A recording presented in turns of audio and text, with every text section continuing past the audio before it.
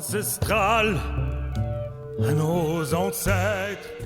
Alors, bonjour à tous, bienvenue à l'émission Entre vraies richesses et tabous. Mon nom est Jackie Poulain, je suis auteur, compositeur, interprète depuis une trentaine d'années et j'ai commencé très jeune, donc à jackiepoulain.com, des informations sur ce que je fais. Aujourd'hui, l'émission Entre vraies richesses et tabous, qu'est-ce que c'est? C'est une émission où je reçois des personnalités de différents milieux et où j'ai la question de fond, comment redéfinir nos vraies richesses dans un monde en bouleversement. Les questions, on va avoir la chance de pouvoir en discuter, avoir des opinions différentes, des points de vue, des approches. Donc, c'est ça. Aujourd'hui, je reçois à l'émission M. Michel Odoul. Bonjour, Michel. Bonjour, Jackie. Bonjour, ça me fait plaisir de vous recevoir. Michel est fondateur de l'Institut français de Shiatsu. Il est praticien professionnel en Shiatsu et formateur professionnel depuis 1986. Il est conférencier et auteur de plusieurs ouvrages qui font référence dans le domaine de la médecine douce, dont le best Elon Seller, Dis-moi où tu as mal, je te dirai pourquoi. Et ça, c'est aux éditions Albin Michel. Il y a la version américaine aussi, What Your Access and Pain Are Telling You. Il vient de publier aussi Dis-moi comme aller chaque jour de mieux en mieux. Michel a développé le concept de psycho-énergétique dans lequel il reconstitue le lien entre le corps et l'esprit. Il répond aussi à la question de cette façon-là, à la question du sens et de la symbolique des mots du corps qui deviennent des mots de l'âme.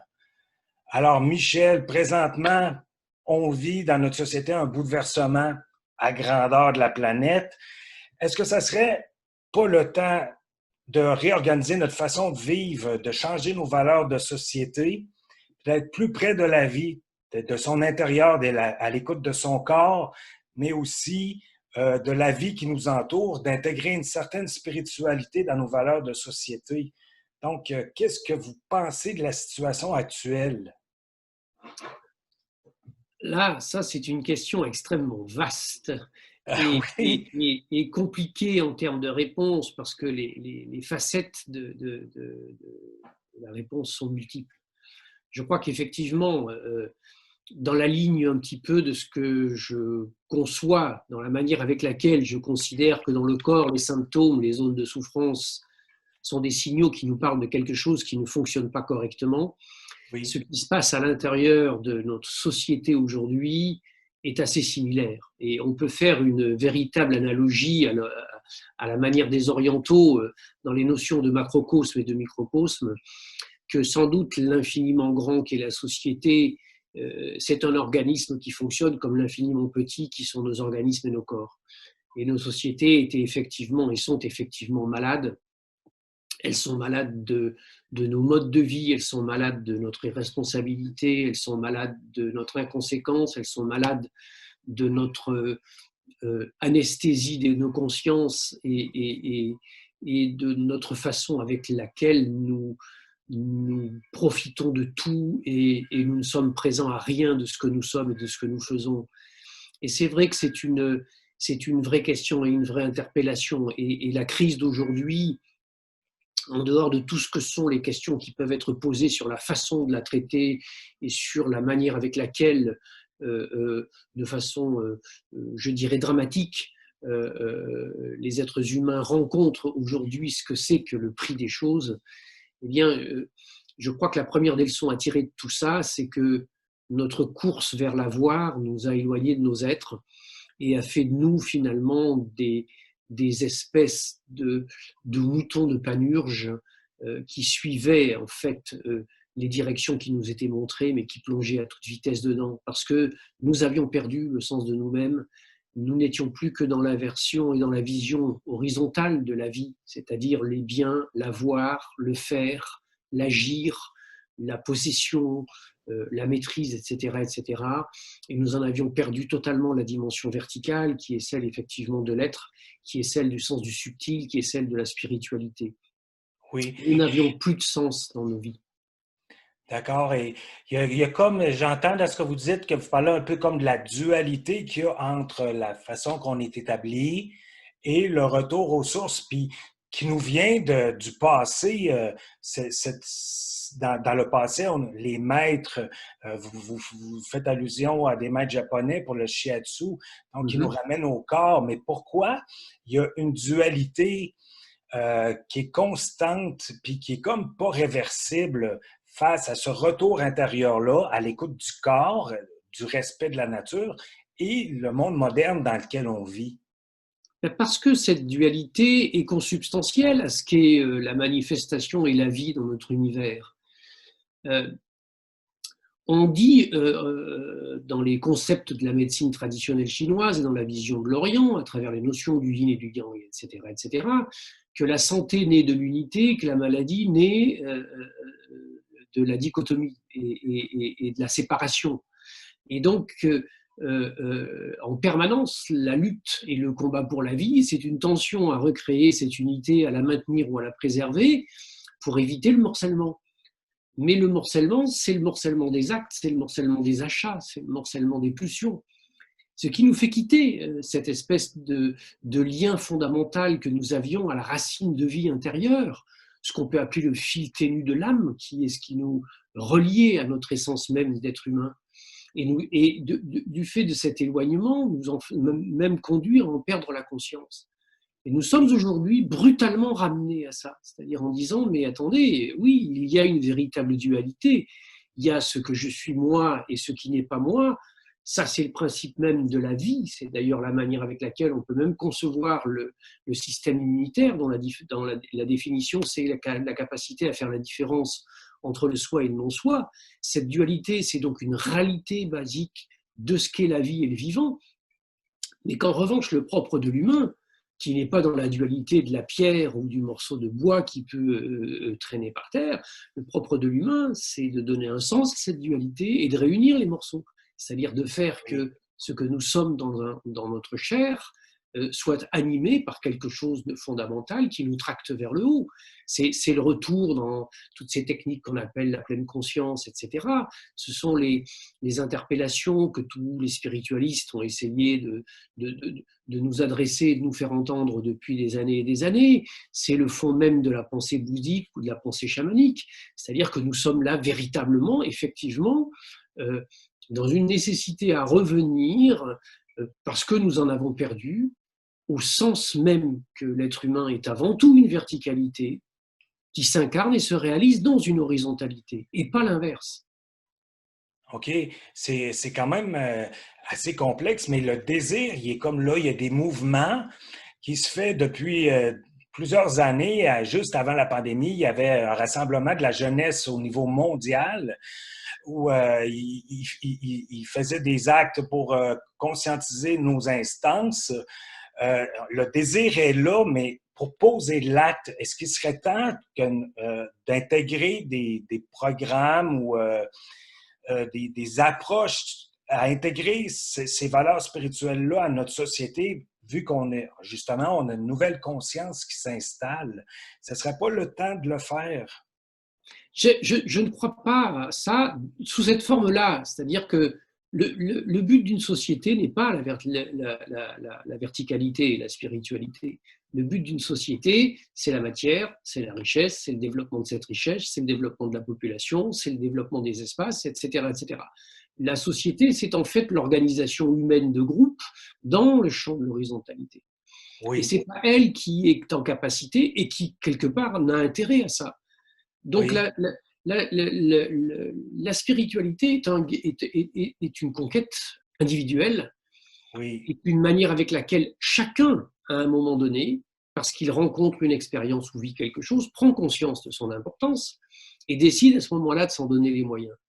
Et la responsabilité qui est la nôtre à nous, qui sommes des gens qui, à des moments donnés, peuvent avoir un potentiel d'information qui est intéressant, c'est de faire passer le message, qui est le message de dire arrêtons d'attendre que la réponse vienne de l'extérieur ou des gens qui sont censés nous montrer le chemin ou des guides, etc. Écoutons plutôt ce qu'ils ont à nous dire pour en faire quelque chose à l'intérieur de nous-mêmes. La première des spiritualités, c'est celle qui est à construire dans cette optique-là. Et nous avions perdu ce sens-là parce que on nous a très bien vendu le fait que si on abandonne un certain nombre de choses, nous serons pris en charge sur tout. Et c'est tellement plus confortable et facilitant. Parce que la verticalité, c'est un effort physique, c'est une tension musculaire, c'est un effort à soi, c'est une exigence. Et c'est donc quelque chose qui ne peut passer que par l'effet individuel. Par contre, effectivement, notre responsabilité, c'est d'informer. C'est d'informer, c'est d'expliquer, c'est de donner les lois, c'est de donner les règles, c'est de permettre de comprendre. Et c'est ce que, à ma petite échelle, j'essaye de faire à travers mes écrits. Oui, puis l'équilibre entre l'être et la nature, est-ce que le shiatsu que vous enseignez, ce serait une clé d'être à l'écoute du corps qui nous dit, qui nous fait signe de maladie? Oui, oui, bien sûr.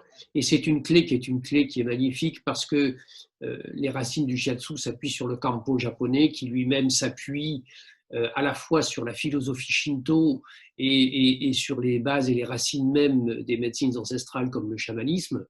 Et donc, il y a là quelque chose qui est d'une puissance inimaginable.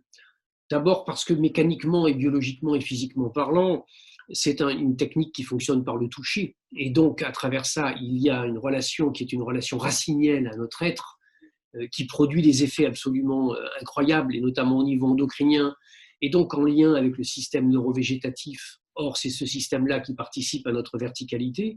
OK. Mais au-delà de cela, à travers le fait que le shiatsu utilise aussi les vecteurs de l'énergétique. Or, l'énergie, ce qui circule dans les méridiens d'acupuncture, c'est entre guillemets ce qu'on appelle de l'information. J'ai même développé d'ailleurs dans un de mes ouvrages qui s'appelle Shiatsu Fondamental, où j'explique ce que c'est que la théorie des signatures d'acceptation. Et qui est en fait la théorie par laquelle j'explique combien la tension qui existe au niveau du corps, c'est la signature de notre refus de laisser la vie circuler librement en nous. Et que pour pouvoir permettre de rattraper cela, eh bien, nous devons choisir un certain nombre de points. Il y a des points très précis pour cela, qui sont des points qui vont nous permettre de réaccepter que le flux de vie nous traverse et que donc Oui. le vivant et la vie s'expriment à travers nous. Tout ce que vous disiez, que ça passe par l'individu, Oui. l'ouverture à la spiritualité du monde, là. Oui. Oui, parce que sinon, l'ouverture de la spiritualité du monde qui passe par des systèmes va nous ramener très vite vers le religieux, va nous ramener très vite vers de la structure qui présente un risque majeur, c'est celle du dogme. Oui, Et en cela, c'est quelque chose qui, moi, me gêne un petit peu. La spiritualité ne peut pas avoir de dogme parce qu'elle ne peut pas être mise en dogme. Elle elle n'est est en pas, relation avec la vie. voilà, elle n'est pas un système, elle est une réalité. Oui, c'est puissant ce que vous venez de dire, Michel. Dites-moi, est-ce que vous pensez que certaines sociétés sont plus aptes à intégrer des valeurs spirituelles plus proches de la vie dans certaines régions du monde? Par exemple, mettons la France, le Oui, Québec, la Suisse. en termes de société, je pense que les sociétés qui sont restées près de la vie et de la nature, donc entre guillemets les sociétés encore sauvages, sont des sociétés qui vont naturellement plus facilement aller vers ça. Dans nos sociétés à nous, occidentales, ce sont des parties de cette société et ce sont des populations. Et malheureusement, enfin entre guillemets malheureusement, mais c'est aussi peut-être un de leurs rôles, les gens qui aujourd'hui sont ceux qui s'interrogent sur cette dimension de spiritualité sont en général la plupart du temps des nantis. Parce que les gens qui sont dans la survie, qui sont dans la survivance, qui sont dans chaque jour au quotidien à aller rechercher l'essentiel de base pour pouvoir vivre et survivre, n'ont pas les moyens et ne peuvent pas, et n'ont pas la disponibilité intérieure pour pouvoir s'interroger sur cela. Et le seul vecteur commun qu'il va y avoir entre ces deux populations qui vont leur permettre de se retrouver, je pense, dans ce champ de la spiritualité, c'est quelque chose de très fondamental qui s'appelle l'amour. C'est Oui, la seule racine commune qui va permettre de rejoindre ça. Mais la oui. recherche véritable et la mise en forme de la spiritualité, c'est un questionnement, une question de personnes qui ont suffisamment pour ne pas être dans la survie et qui, de ce fait-là, dans leurs espaces, dégagent des espaces de conscience dans lesquels ils peuvent s'interroger et se poser des questions. Oui. Nous, on vit beaucoup dans le matériel. On a le temps de se questionner, mais on laisse aller les choses. On a une plus grande conscience de ce que je comprends, de ce que vous en dites, mais on ne s'ouvre pas à intégrer ça dans nos vies parce qu'on a le bien-être, on a Oui, l'accès oui, facile au matériel. oui. Mais dans ce que je dis, je ne dis pas que les gens qui ont suffisamment vont obligatoirement tous s'interroger. C'est-à-dire que souvent, les gens qui ont beaucoup, comme ils ont beaucoup, ils ont peur de perdre. Et donc, partant de là, ils ne s'interrogent pas, ils ne s'ouvrent pas, ils se ferment, ils retiennent. Hein. C'est-à-dire qu'à l'intérieur des gens qui ont ce qui convient et qui sont largement au-delà de l'état de survie, il y en a certains dont la conscience s'ouvre. Que ce soit naturellement, que ce soit par un travail personnel, que ce soit après une épreuve de vie. Oui, Et là, la conscience s'ouvre, un voile se déchire, et à partir de ce moment-là, les vraies questions émergent. Mais malheureusement, dans nos systèmes et dans nos sociétés, très souvent, quand les questions commencent à émerger, elles gênent tellement et elles font tellement peur qu'on va prendre des antidépresseurs ou des anxiolytiques. Parce oui. qu'entendre quelque chose qui arrive du plus profond de soi-même, c'est parfois effrayant pour beaucoup de gens. Oui, absolument. Puis aussi, comme dans ce que vous faites, vous, ça nous dit notre corps, vous connaissez ça, notre corps réagit par la maladie dans tout ça, là. Il y a les Premières Nations qui rassemblent leur voix aussi jusqu'à avant la pandémie. Euh, les Premières Nations du monde entier. Est-ce que vous pensez, Michel, qu'ils ont un rôle à jouer dans cette comme ouverture à un nouveau monde présentement? Je pense que tout le monde a un rôle à jouer, donc bien sûr qu'elles aussi, elles ont un rôle à jouer. Et elles ont un rôle à jouer qui est un rôle, comment on va dire ça, d'humilité de l'être, Oui, c'est-à-dire de la capacité à comprendre. Vous savez, nous sommes, nous, devenus des gens dont l'ego est rentré dans une inflation incroyable, parce que, ayant maîtrisé à un moment donné la matière, nous avons cru que nous allions maîtriser le monde et la vie.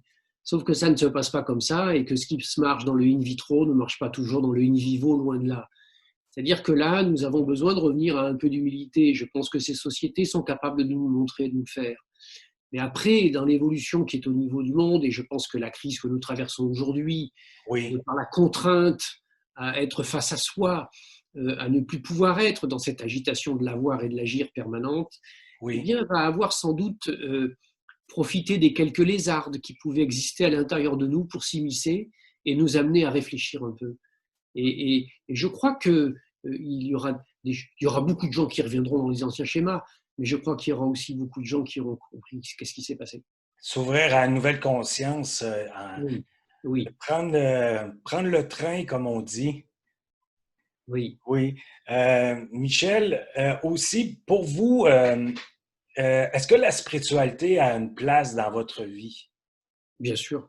Ben, je le comprends par votre œuvre, dans ce que par vous enseignez également, mais l'importance de celle-ci, la place qu'elle a, est-ce que vous êtes spirituel? Est-ce que vous pratiquez de la méditation ou des choses comme ça? Bien sûr, c'est quelque chose de majeur. C'est-à-dire que même dans mon travail, et je l'ai mis dans 10 mois où tu as mal, je te dirai pourquoi quand j'explique ce que sont les philosophies karmiques, la manière avec laquelle nous sommes des processus d'incarnation, etc.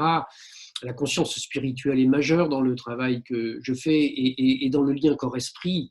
En partant même de l'idée que les choses démarrent dans l'esprit et se manifestent dans le corps, qui est en fait un véhicule qui permet de le transporter. Il y a donc, oui, oui, une véritable présence de ça. Et j'avais un maître en shiatsu qui était un maître qui expliquait que le bon praticien est quelqu'un qui se prépare à ses séances et à sa journée. Il ne démarre pas ça comme il va faire de la gymnastique, etc. Et donc, il y a des techniques particulières qu'on appelle le misogi, par exemple, qui sont des techniques de préparation, qui sont des techniques de purification, qui sont des techniques de repositionnement de soi, et qui sont des techniques qui sont en fait des sortes de méditation active, qui travaillent à la fois en utilisant des postures, des mouvements ou des gestes particuliers comme on les connaît dans le tai chi ou le qigong ou l'aïkido, et qui en même temps s'accompagnent aussi de pensées, de visualisation, de manière avec laquelle on conduit le souffle et l'énergie. Oui. C'est-à-dire que on doit obligatoirement, pour pouvoir en être juste et avoir des gestes justes, se laisser d'abord inspirer par le ciel, dans tous les sens et la symbolique que cela a, Ben pour oui. ensuite pouvoir agir et avoir une efficacité juste au niveau de la terre. Ben c'est vraiment très sage ce que vous venez de dire, Michel. C'est déjà tout le temps qu'on a, ça l'a passé très vite. Si vous auriez quelque chose à dire pour terminer l'entrevue, qu'est-ce que vous nous diriez? Alors, je dirais, faites confiance à l'âme qui est en vous, et quand elle a envie de s'exprimer à travers vous, laissez-lui un petit peu de place. N'ayez pas peur à ce qui émerge du plus profond, même si parfois c'est gênant et c'est contrariant, si ça bouleverse les habitudes du quotidien.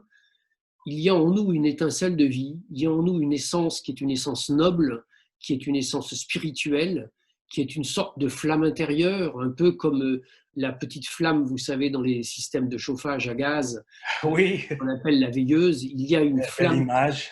voilà, qui a besoin qu'on lui laisse de l'espace et qu'on l'entretienne et qu'on lui fasse confiance. Et donc, à partir de ce moment-là, on va rentrer dans une relation à sa vie dans laquelle cette confiance va être là. Quelque chose au fond de nous va toujours au moment qui est nécessaire. Alors on va appeler ça un acte manqué réussi, on va appeler ça le subconscient, on va appeler ça le guide ou le maître intérieur, on va appeler ça, quel que soit le nom qu'on lui donne. Il y aura toujours quelque chose qui, au moment où nous en aurons besoin, sera en capacité de venir nous aider dans les moments où nous hésitons, dans les moments où nous craignons, où nous avons peur.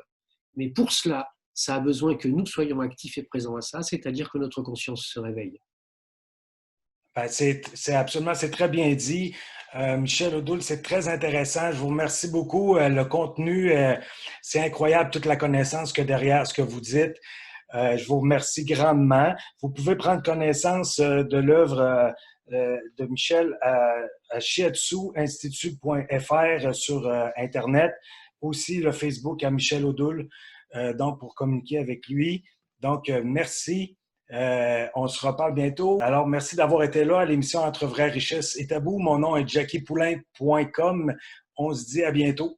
Au revoir. Merci, Jackie. Au revoir. Merci bien.